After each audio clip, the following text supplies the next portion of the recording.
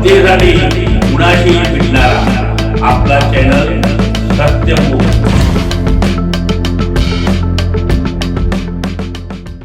गंगा असो पंचगंगा, आपण जोपर्यंत पाण्याची किंमत करणार नाही तोपर्यंत या नद्यांचं महत्त्व आपल्याला कळणार नाही।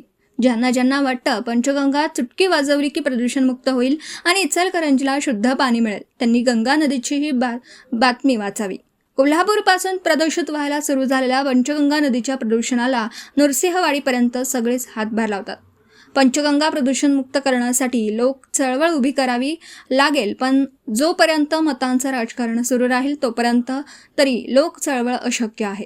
आम्ही आपल्या परीने पंचगंगा प्रदूषण मुक्त करायचा प्रयत्न करतोय व आयुष्यभर करत राहू, पण जोपर्यंत नद्यांचं पाण्याचं महत्त्व आपल्याला कळणार नाही तोपर्यंत जलदिन वगैरे फक्त कागदावर साजरे होणार।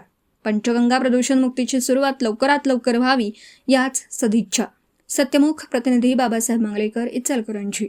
जनतेसाठी कुणाशीही भेटणारा आपला सत्यमुख। लाईक करा, शेअर करा आणि बेल आयकॉन ऑन करा। मित्रांनो, विसरू नका।